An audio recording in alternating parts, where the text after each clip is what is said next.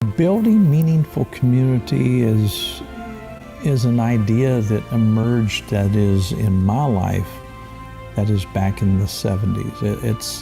It's a construct. It's something that you can work with. It's about turning to each other, not against each other. It's about taking a functional approach. It's about moving forward. It's about keeping in step, that is, with things in real time, such as science, etc. And so that's why we are attempting to get the best explanations, that is, of the facts, the best explanations, namely, of the data. I mean, that would be nice, right? We want the best explanations of what's really going on in people's lives and who they are, right? We want to get along. We want to see goodness be the best it ever could be, that is, in our lives and others. Race, gender, sexuality, climate. And we're sitting here just criticizing that vision, but without offering a vision of our own. That's why we had that red wave that never came last year. Biden bad is not an agenda. I don't sit here wasting my time on this campaign criticizing Joe Biden. What's the point? He's not even the president, really. He's a puppet for the managerial class, the permanent state. That's the real enemy. That's what if I wage one war as your next president, it is the war on our own shadow government in the United States. That's the war that I will wage, not some pointless foreign war. We use the word America first. I'm an America first conservative, solidly and proud of it. I won't apologize for that. But what does that mean? To me, it means two things. We'll define America first, actually. If we're going to be a movement, this movement didn't start with Donald Trump. It started with George Washington. And it's not going to end with him or me or anybody else. This will outlive us and last for the next 250 years. Here's what it means. It means that the people who we elect to run the government ought to be the ones who actually run the government. That we, the people, create a government that is accountable to us, not the other way around. That's the top job of the next president. That's the top accomplishment that I'll deliver in my first term. We will shut down that administrative state. I'll fire 75% of the federal bureaucrats by the end of my first term. We'll get half of that done in the first year. We'll shut down government agencies that should no longer exist, from the FBI to the ATF to the CDC to the U.S. Department of Education. We're not going to reform them. We'll shut them down and actually return the $80 billion spent through the Department of Education to parents across this country, who then get to choose where they send their kids to school, give them the best possible education they can. The FBI is shutting it down. This isn't just a slogan. I'll tell you exactly how we'll do it. There's 35,000 employees. 20,000 of them are back office bureaucrats sitting in the J. Edgar Hoover building in the back office in Washington, D.C. or elsewhere. They're going home and finding honest work in the private sector. The 15,000 cops on the front lines, we will move them to the U.S. Marshals or to the DEA, which have been far more effective at fighting child sex trafficking rings and the fentanyl epidemic. That's how we improve effectiveness while also fighting the corruption. If I can't work for you as your next president for more than 8 years, which I think is a good thing, by the way, neither should any of those federal bureaucrats who are reporting into me either.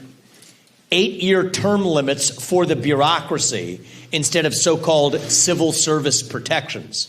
That's how you drain the swamp. You got to actually drain the swamp. You got to be willing to get in there and shut it down. Most of the regulations affecting this country, they didn't come from Congress. They came from 3-letter agencies that are making up the rules as they go along. That's unconstitutional. We'll rescind a majority of those regulations so we can drill, frack, burn coal, embrace nuclear energy again in this country. That's how you unlock this economy. Don't start with last year's budget as the baseline, which is based on the prior year's budget, which is based on the prior year's budget before that, all of which is broken. Start with zero as the baseline, zero-based budgeting, and then ask what's actually necessary. That's how I've run my businesses. It's how many CEOs run their businesses. It's how we need to run the federal government. And I think it's going to take a CEO in the White House to get this done. I'm not a politician. My biggest donor is me. I don't dance to the donor puppet master's tune. Not going to be somebody's circus monkey, a pawn on a chessboard. It takes somebody who's acting on their own conviction to get this done. That's the first part of America First. The people who we elect to run the government will once again be the ones who actually run the government. And then there's a second part of that, which is that those people who we do elect, the sole moral duty that they owe is to the citizens of this country, not another one. This country right here, the United States of America. My foreign policy is clear. I'll keep us out of World War III. We're closer to World War III than we've ever been in my lifetime. Be the next generation whose gun is over your shoulder in somebody else's trench fighting somebody else's war with $200,000 of debt per young person in this country hanging over your head. That ends on my watch. Keep us out of World War III. Declare economic independence from communist China. And then use our own military to protect our own homeland in this country. That's not controversial. That's common sense. Secure our homeland in the United States of America. Something our failed foreign policy establishment in both parties has failed to do. Sending $200 billion of our money to go send it to Ukraine to some kleptocrat can buy a bigger house. That's what it's being used for today. That ends on my watch. We'll use our own military to protect our own southern border, our own northern border too. Protect ourselves against cyber attacks, super EMP attacks. I don't know if anybody is familiar with the risk of that. Could take out our electric grid in a matter of days. Iran can't send us nuclear weapons, or North Korea or China. They could take out our electric grid.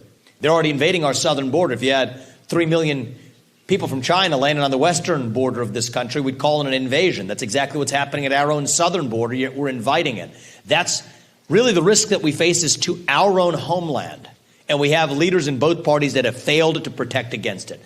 So I don't think that's too much to ask in this country. The people we elect to run the government should run the government. And the duty they owe is to the citizens of this country, not another one.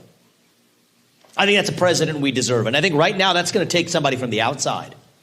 Somebody who cannot be captured by the special interests. But I think now more than ever,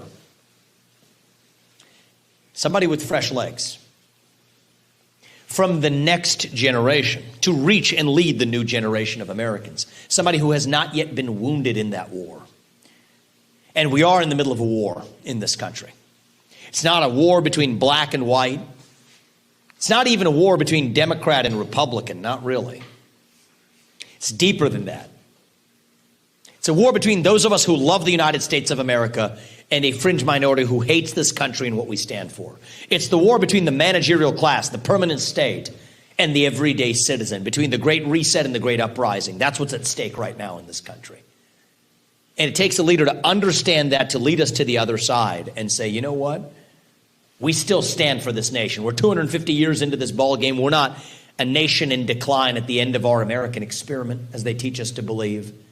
No, that I believe we still can be a nation in our ascent. That we will still carry forward what our founding fathers passed on to us. And you all have a choice. We have a choice to make in about 20 days, 15 days here in Iowa, at the Iowa caucus. Just by show of hands, how many of you participated in an Iowa caucus before? Good. So many of you know what this is about. You have a choice to make. There's two America First candidates in this race. That's Donald Trump and myself. I respect Donald Trump more than the other candidates have, more than anybody has in a political race running against him, because he did a lot of good for this country. He kept us out of wars and he grew this economy, and I respect him for it. And we have a good relationship. But I want you to wake up to a reality. Open your eyes. If you think they're going to let this man get anywhere near that White House again, think again. They are selling us the rope today that they will use to hang us tomorrow. Do not fall for their trap. Last time around, it was a man-made pandemic, and then a tech-rigged election, and worse. That's what happened in this country. So this time, they're already dropping the breadcrumbs. It's not that complicated. You go see from Colorado to Maine, and I'm doing whatever I can to stop this. I've said I would take my name off the ballot in Colorado and Maine and any other state that takes Trump's name off that ballot. And I think this could be a solution, at least to that line of attack, as long as every Republican does it, because then those delegates don't count towards who ends up being the nominee. What do the other Republicans say? Well, we need to collect the delegates. They're just puppets, just like many of the Democrats are. But at the end of the day, that's just one of many lines of attack.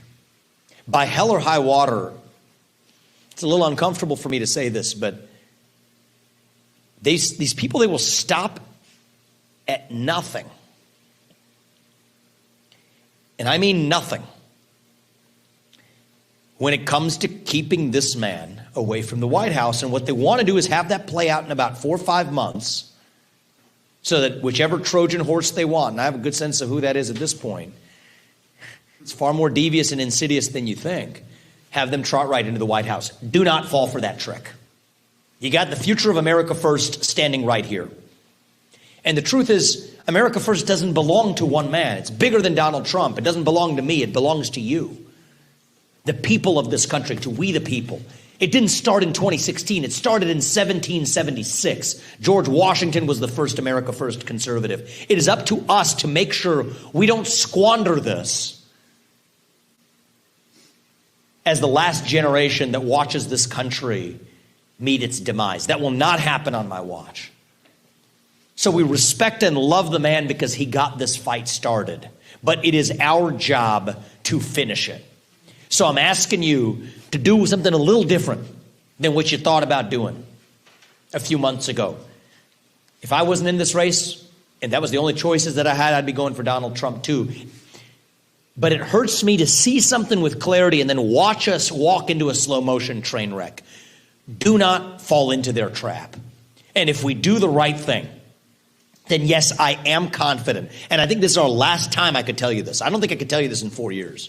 I don't think I could tell you this in 8 years. I'm not sure in 8 years we have a country left unless we fix this right now. I mean that. I think next year we're skating on thin ice. I'm worried we might not have a country left on the other side of it. But I think this is my last chance to tell you this. I think we can still be a nation whose best days are actually still ahead of us. That's why I'm in this race. Thank you guys for coming out. I appreciate this. Take a couple of questions from you guys, and then we'll make our way. Sir, you give it to you. Thank you. I want to applaud you for speaking to the actual core of the issues, to have the word truth behind you as you say these things, you know, the words that are printed in your bulletin. It's crazy to me how controversial some of these ideas, even the word truth. Mm-hmm. Even in a red state, in a red town, in a red county, the word truth is controversial. Yep. And I guess maybe that takes me to the one thing that you said that I'm not sure I agree with, which is that it's only a vocal minority that we're up against. Mm-hmm. Some of us have been dealing with this problem in our local churches and our local communities. Yeah. And I'm a business leader like yourself, mm-hmm. and I understand the importance of a shared narrative. Yep. A shared story that we can all get behind, something that we can all agree with despite all of our differences. Mm-hmm. And what concerns me is that it's like thin twine at this point. Yeah. The things that we actually agree with. And so I guess my question to you is, you can, what does it take to bring the other side along with? Mm-hmm. Because without them, it really we don't have a country. Won't go far. You're just delaying the inevitable, which I think is your critique of the Republicans, right? It is. We're just pumping the brakes here. Barely. And so what does it take to get everybody on board, back with the truth, back with some semblance of a belief in the system itself? And then I guess my follow-up question is there something missing from the system itself? Are we dealing with just a temporary sickness with classical liberalism? Or is there something missing from the founding documents that should be added? Something that ties to the sacred or transcendent? Deep question. Sorry. I like that. I appreciate that. You know, these pamphlets you're holding in your hand, they're modeled after Thomas Paine's work, Common Sense, what they handed out to like leaflets that started the American Revolution. I think we live in a 1776 moment right now. I think this is one of those moments where we call ourselves conservatives, so I'll answer in kind to your question. What's the root of that word? It means we conserve something. What happens when the things that we're looking to conserve have themselves disappeared? We have to create. That's the moment we live in. And this is a special challenge because the nature of conservatives is historically we're not radicals, right? The people who hold these value sets are people who are conserving, used to conserving. Progressives tend to have, just as a personality attribute, the ability to be radical. You may disagree with what they're putting up. Well, of course we do. But the spirit that they bring is one of creation. They're creating the wrong thing, and we're busy conserving. But now we've gotten to a point where in many cases the things that we're looking to conserve, the basic ideals on this, I mean, look at one of the things I said there are two genders. If I walked in here 20 years ago and told you that, you say, what the hell is this guy talking about? Is he crazy? Why is he telling me this? And yet today that's controversial. There are some rooms they'll say, leave because that's too controversial to say. So this is the essential, you put your finger on it. This is the essential dilemma for the conservative movement. What happens when the things that we wish to conserve have themselves, many of them started to disappear? We have to recreate. And that's why the older generation of a classical Republican or conservative can't get this done right now. It takes a revolutionary. Thomas Jefferson, he was 33 years old when he wrote the Declaration of Independence. And he invented the swivel chair while he was at it, actually. See, that's the kind of spirit we need. I'm 38. I'm the youngest person ever to run for U.S. president as a Republican. There's a reason why these revolutions, these revivals are often led by the next generation. And I think now more than ever, it's going to take somebody with fresh legs, as I said, to reach that new generation. That's the work we have cut out ahead of us. So if we're spouting off slogans we memorized in 1980, we're lost. We're done. Because the challenges we face are unique. The threats to liberty are different. And we're starting with a blank scaffold. And so that's my answer is how do you fix the system? We raise it to the ground in many ways, and we build a new one from scratch. But I don't think we need new documents that aren't in the Constitution. This is the head start we have. It's doubling down on what our founding fathers gave us. Even Thomas Jefferson, who I brought up, what does it say? We hold these truths to be self-evident, that all men are created equal, endowed by their Creator with certain inalienable rights. Creator's already in there.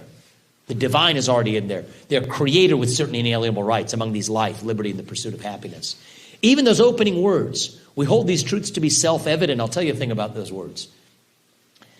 In Thomas Jefferson's original writing of it, what he actually said was, we hold these truths to be sacred and undeniable.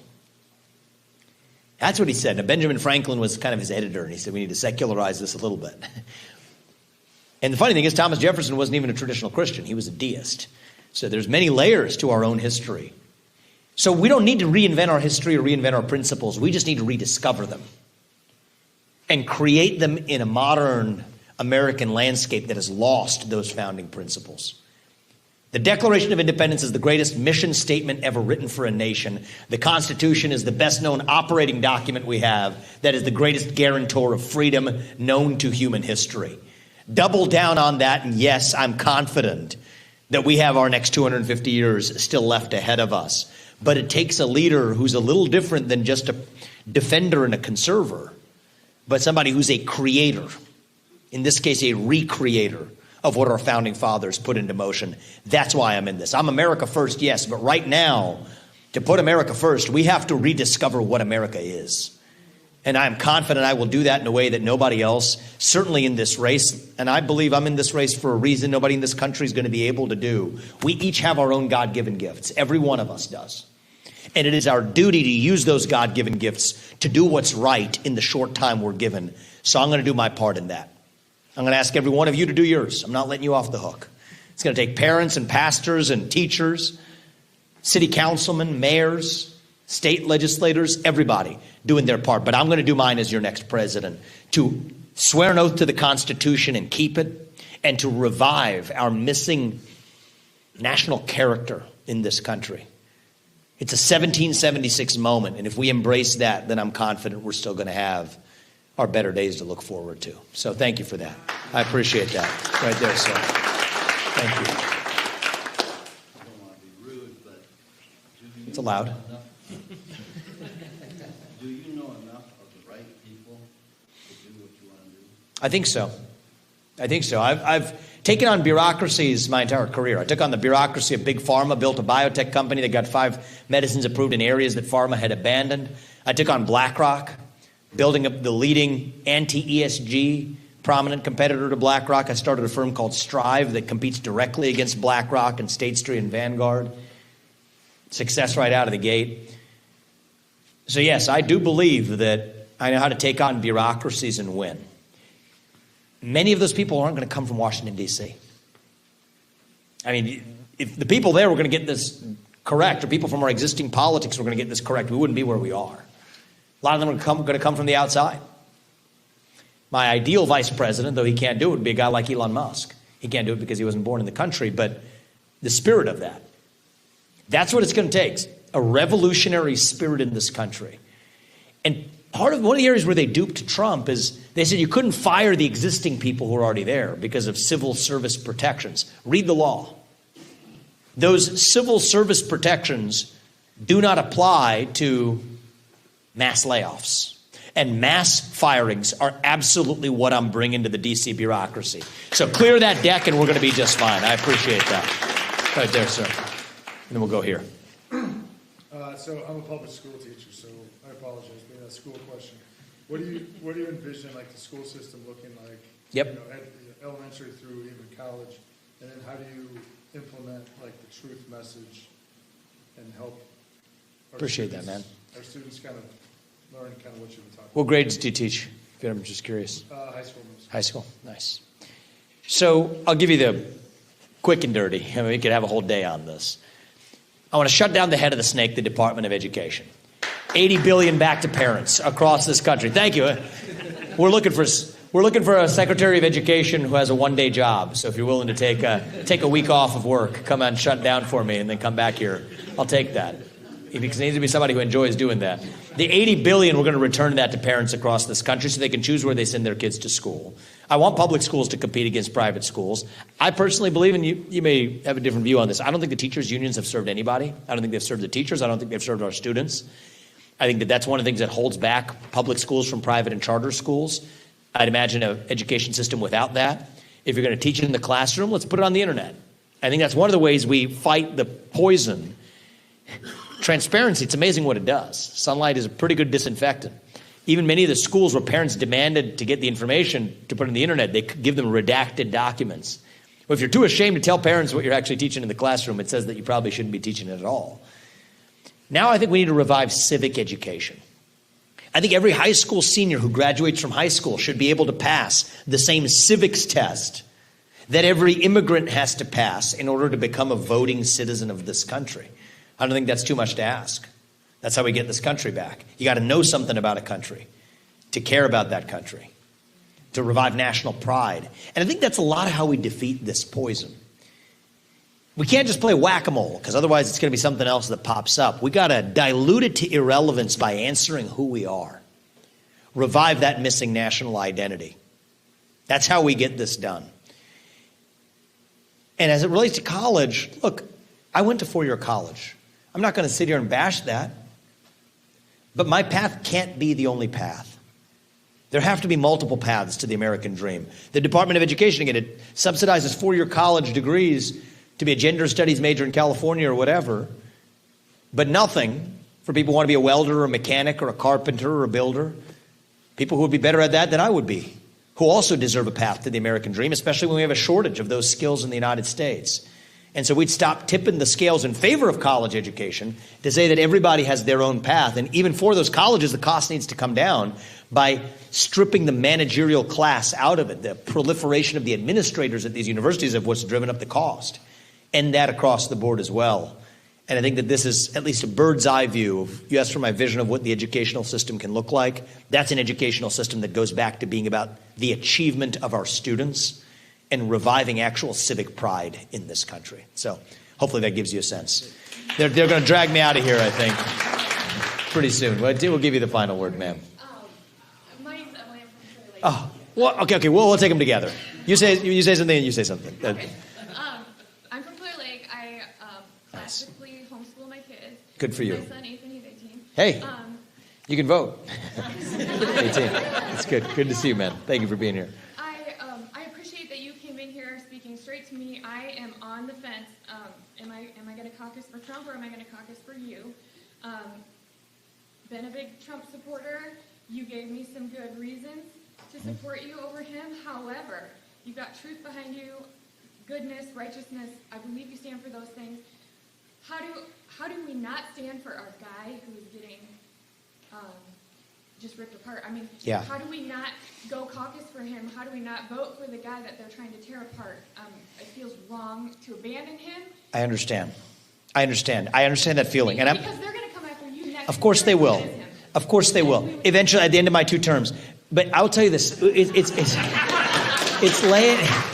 laying the ground. It's laying piece by piece. So I give Trump. I have something going for me that he didn't have, which is the Supreme Court he gave us.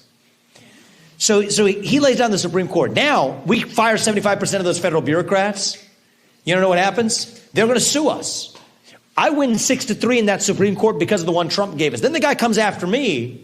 Doesn't have his hands tied in the same way because that's now codified in judicial precedent. So I understand the emotion personally. It's not about Trump and it's not about me. It's about this country. And it's our duty to this country this time not to fall into this trap. I mean, I think we know in our hearts, and you be careful not to say certain things because they speak themselves into existence, but they're just not going to let this man do it. We know this. It's staring us in plain sight. They've laid the traps for us and we've fallen for them before. This is our time not to fall for that trap. And I believe that I will be able to take our America First agenda further than Donald Trump when I'm in that office. So I'll make you a commitment. He and I have a good relationship. I will take him as my most important advisor and mentor. The man's going to be 80 years old. He shouldn't be put through this hell again. I mean, that's the truth of the matter. It's unjust, but it's about this country. And I think nobody else is going to be able to reach it. Is it Ethan? What was your son's name? What was your son? Ethan? I think it's about Ethan's generation, about my son Karthik's generation. I don't think that Donald Trump or anybody else in our movement is going to be able to reach and lead this next generation, be around to lead this next generation in a way that I will be. And we owe that to our country. We owe that to our founding fathers. We love the man because he got this started. It is our job to finish it. He rolled over that log and we saw what crawled out of that swamp. I am bringing the pesticide. I mean that. That's what it's going to take, is using the law and the Constitution. And each of us has our own gifts. Trump has his own gifts. I have mine. I think now we need a president who, yes, is an outsider and can break things, but also who understands the law and the Constitution to use it in our favor. They duped him. And the guy, I mean, that's just, of all of his, he has many strengths. That's not his strong suit. They duped him. They told him you can't do all of these things. They told him you can't end birthright citizenship because you need a constitutional amendment. Yeah, that's a traditional wisdom. Read the 14th Amendment. I swear an oath to the Constitution, I'm going to keep it. I'll end birthright citizenship on day one because that's what the 14th Amendment says. We'll start mass deportations tomorrow. They told him there's only 6,000 ICE agents. Read the law. It allows you to deputize local law enforcement to do it if necessary. That's 1 million people. We have mass deportations done in this country by the end of 2025. The wall is not enough. They're building cartel-financed tunnels underneath that wall. Commander-in-Chief, I don't need Congress. Negotiating with Congress over the wall, forget that. We'll move our military to the southern border. I get to do that as our commander-in-chief. So it takes a president now who understands the law and the Constitution. You know, if Thomas Jefferson were in this race, I'd say go for him. Right? Because he's got even more of that than I do. He wrote the damn thing, right? So, but he's not around. And I think it's going to take somebody who channels that 1776 spirit right now. And somebody who at least this time will get to the finish line. This can't be 50.1. We don't have a country left if this is 50.1. This has to be a landslide. A landslide minus some shenanigans is still a landslide. It's still a win. And if you think about it, we're in a war. I think we are in a war right now.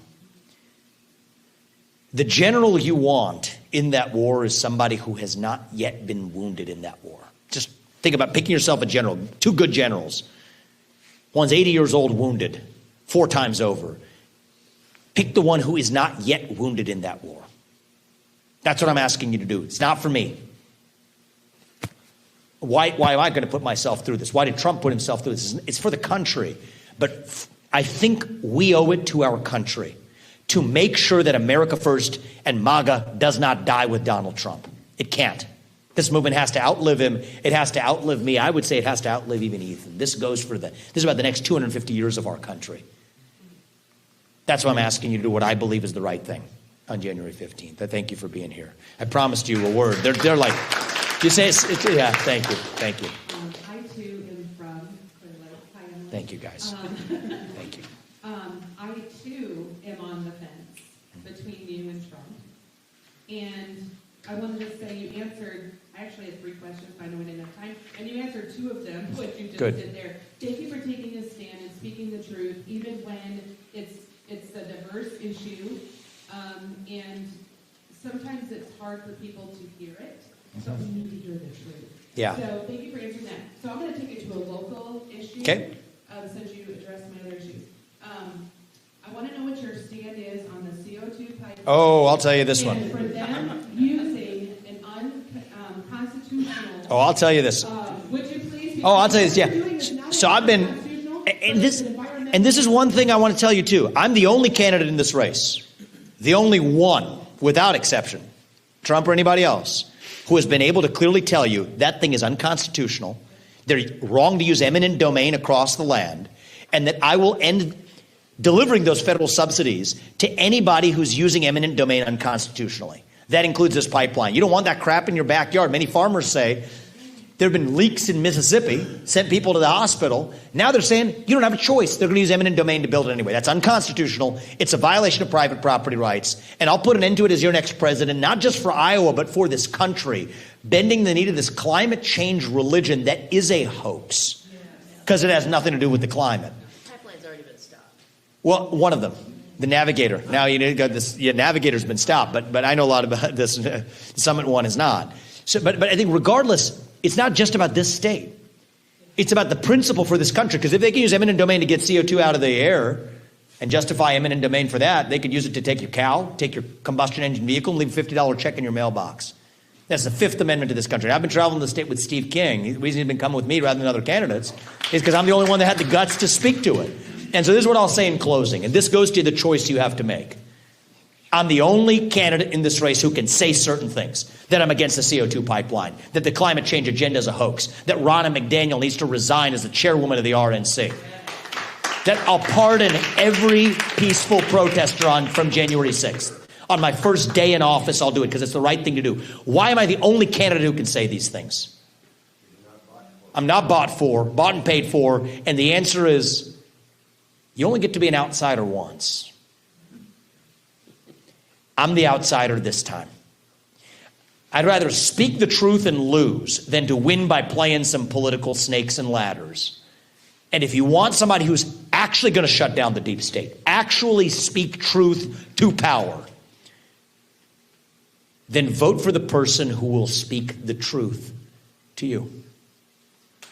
Make the right choice, guys. Thank you. God bless you. And God bless our United States of America. Good seeing you, my friend. Good to see you guys. Yeah, sure. And are you an Air Force veteran? See that? My husband. Your husband is? Thank you for your service to this country, my man. But, okay, so I agree with you on America First. Yep. I get that. But I'm concerned about the isolationist. I'm not isolationist. Because it feels like that. No. Actually, I'm the only candidate. I'm the only. Roosevelt. Yeah. It didn't work for No. FDR. Isolationist is different than America First. America First means you look at every conflict through the prism of American interests. Right. So I'm the only person to say we would defend Taiwan if they invaded Taiwan because that relates to our interests. Where do you stand with Israel? So here's with Israel. Here's the right answer for Israel. The real answer for Israel is we have to diplomatically stand for their right to defend themselves without getting in their way. That's what's happening today. So that's better for Israel and better for the U.S. Now, when I said that a few months ago, people said, is that not a pro-Israeli view? No, that's the most pro-Israel view you could have. In fact, if you look in Israel now, the most pro-Israel voices in Israel are saying what I'm saying. or what I was saying a few months ago. Let 'em do. Because Biden will give them a small check, but then you have to Monday morning quarterback what they do. Armchair backseat quarterback what they're doing. Backseat driver at Israel. That's not good for them. It's not good for us. So give them the diplomatic support to say the UN or the EU or the US isn't going to second guess what you do. They have the right to defend themselves. Stand for that. That's what they really need, not some paltry check. I'm just saying That's the answer. It's coming across like, Yeah, no, you're like, I- I'm going to abandon my allies. Oh, no, no, and no, so no, no, we no, no, need no. to- we just Oh, no, no, need no, no, no. that. And if, Yeah. I'm a George Washington, America First conservative. He said in his 1796 farewell address, he wasn't isolationist either, but he was America first. So look through every conflict through what advances the American interest. We have allies for a reason. But our sole loyalty is to this country, is what I would say. Yep. This is a father, my own duty is to my family. Does that mean I don't care about the neighbor's kids? Of course I do. They're friends with each other. They go to school together, right? But my moral duty as a father is to my family. My moral duty as your president is to this country. Hope that addresses your question. Excellent. Thank you for Thanks so asking it. much. I appreciate it, guys. Thank you. Thank you, man. Thank you for seeing me, man. Good to see you. I appreciate that, brother. Thank you, man. We'll get a quick one, and then you're gonna come in there next. Tell people we're going next. I think we're about 20 minutes late. Awesome. Thank you. Thank you. Thank you. Thank you. Good to see you. know, How are you? I'm your groupie How are you? now. Can you bring him? We got to. Come here. But still sign that after. He will. Thank you. Thank you. I appreciate He's a it. businessman too. Thank you. Yeah, I appreciate you. Thank you. Thank you. I got to go see the most ridiculous man Oh my running God. for president. Thank you. So man. nice to meet I you. appreciate that. Thank you, guys. Come to our next one. Come to our next event, guys. I'm proud of you, Ethan Northwood. Come on in. Quick selfie. Quick selfie. Thank you, man. I appreciate it. Thank you. Thanks for coming again. Spread the message, man. I appreciate You're it. reinstilling my faith in America. Thank you. I was a county auditor for 20 years. Oh, you were. Yeah. Thank you for your service, man. I'm the chairman here. It's gonna for take. Mitchell County. It's gonna take all of us doing our part. You're doing yours. Thank you. I'm gonna do mine. All right. God bless you. Spread the message here. You know the Okay. right people. Thank you, guys. We'll see you. Thank you. you. Spread the Hey. message in this community. We'll see you next Thursday. Thank you. I'm Julie excited. Billings. I'm Chair of Oh. Sarah Gordo. Oh, you are? So, yes. Awesome. I talked to Colin. Awesome. Next Good. Thursday. I'm excited, Okay, guys. we'll I'm see you excited. next- Spread the message, guys. Oh, yeah, absolutely. Thank you. Spread the message in this community. I feel like an idiot. You definitely do not have no iodine deficiency. Oh, no, but I still have it, though. I still have it at home in Ohio. Thank you, man. I appreciate that. Thank you. Thank you. Keep spreading the message for us, brother. I am. That's huge for us. Vivek, thank you for Good seeing speaking you. the truth. Thank you, I'm Tony man. Bareka. I live in D.C. for the most part. I've gone Okay. to school at Georgetown for the past 4 years, and I'm getting my master's there right now. Congratulations, man. What Proud I of see you. there a lot is fear in the young conservatives to go out and demonstrate. But you know what? That's what they need to become. This is our 1776 moment. We can't just be historical conservatives. We got to root for progress. Own that message. Pass it along, man. We'll see you. Yeah, it's converting people. Trumpers in that room. But So many people keep asking me why I'm committed to a process and not a conclusion. It's not like I don't have conclusions, but I'm looking for better methodologies that would tease out this and that. Therefore, my conclusions are actually in question. And so I work through them, with them, but through them in order to arrive at better outcomes. And so being committed to a process, not a conclusion, is extremely valuable in my life and others.